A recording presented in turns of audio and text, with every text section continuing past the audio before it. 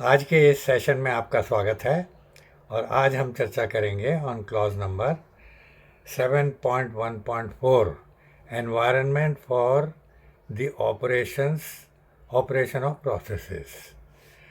तो जैसा कि हर बार मैं करता हूँ, पहले तो मैं जो स्टैंडर्ड में रिक्वायरमेंट दी हुई है, जैसी भी दी हुई है, उसको वैसा के वैसा पढ़ के बताता हूँ आपको।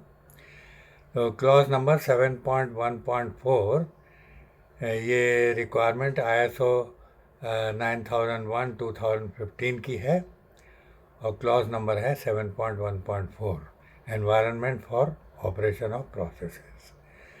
The organisation shall determine, provide and maintain the environment necessary for the operation of its processes and to achieve conformity of products and services.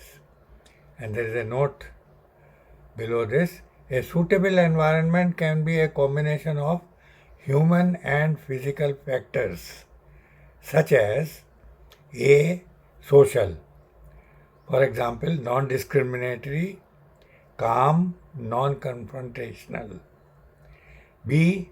Psychological, for example, stress reducing, burnout prevention, emotionally protective.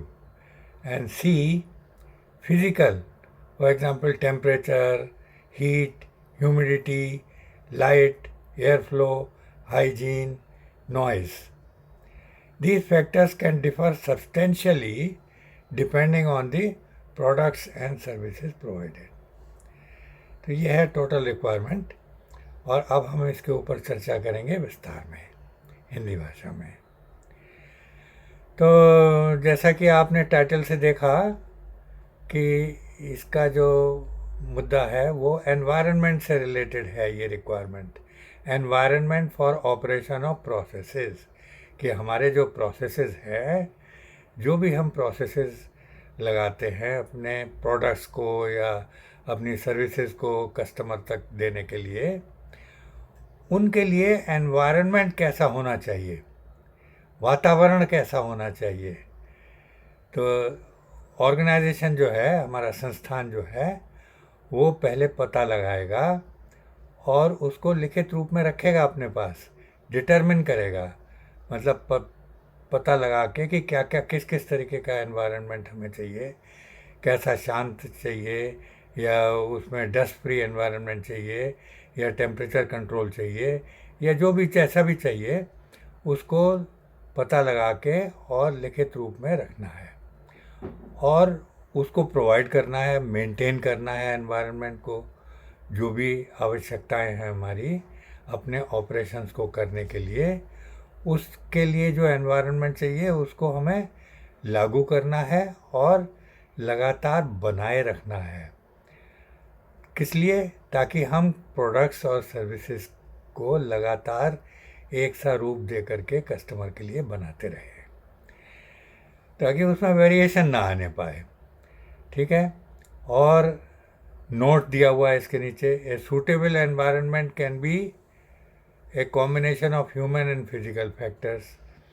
जो वातावरण जैसा हमको चाहिए वो एक दोनों का जोड़ हो सकता है, ह्यूमन फैक्टर्स और फिजिकल फैक्टर्स दोनों मिला करके वातावरण को बनाते हैं। तो पहला तो है सोशल, कि हमारा वातावरण ऐसा होना चाहिए कि हम किसी के साथ डिस्क्रिमिनेशन न कर रहे हों, किसी का अलगाववाद का वातावरण ना हो, और शांत हो वातावरण, कोई आपस में टकराव ना हो। तो इस तरीके का वातावरण हो ताकि सोशली पीसफुल हो वो वातावरण, वो शांति प्रिय वातावरण हो, ताकि हर इंसान अपना योगदान पूरी तौर से दे सके। तो ये हुआ हमारा सोशल वातावरण से रिलेटेड। दूसरा है साइकोलॉजिकल।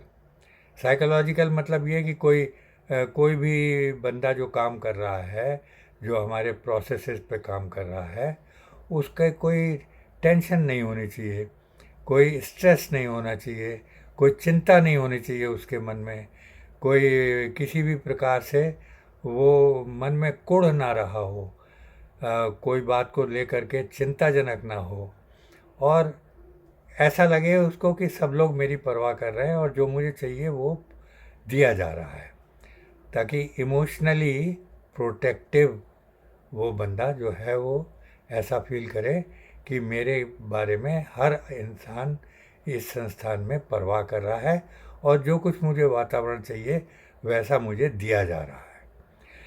अच्छा, तीसरा हो गया फिज़िकल, कि भाई टेम्परेचर कैसा मेंटेन किया है आपने, जहाँ पे काम चल रहा है वहाँ प्रॉपर टेम्परेचर है कि नहीं, बहुत ज़्यादा गर्मी तो नहीं है या बहुत ज़्यादा सर्दी तो नहीं है, हीट है, ह्यूमिडिटी है, ताकि पानी की मात्रा जो है वातावरण में ज़्यादा है अगर, तो उसको फिर एयर कंडीशनिंग अगर चाहिए तो वो लगाना पड़ेगा।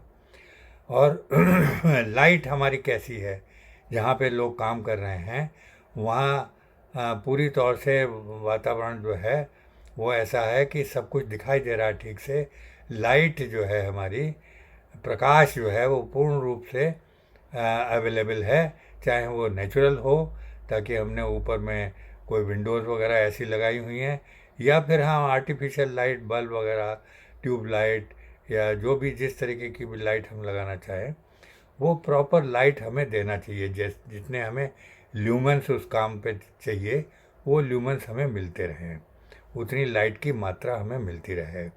और फिर एयर फ्लो प्रॉपर होना चाहिए, ताकि हवा जो है वो उसका फ्लो होना चाहिए।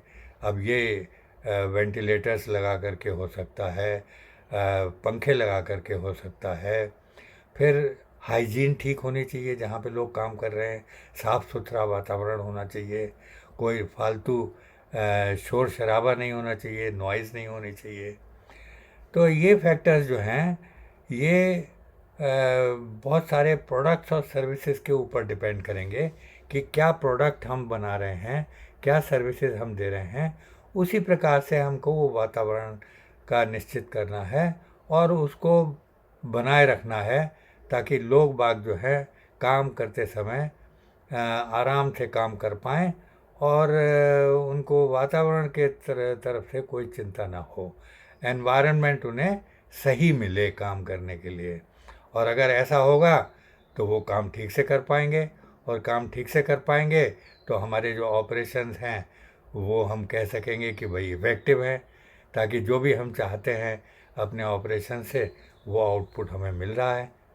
तो अगर हमें वही आउटपुट मिल रहा है जो हम चाहते हैं, इसका मतलब हमारे ऑपरेशन जो हैं वो इफ़ेक्टिव है, और यही हम चाहते हैं कि हमारे ऑपरेशन इफ़ेक्टिव हों, कंटिन्यूअल इम्प्रूवमेंट उसमें होता रहे। तो वातावरण के बारे में भी बराबर हमें सोचना है, कंटिन्यूअल इम्प्रूवमेंट उसमें भी लागू रखना है।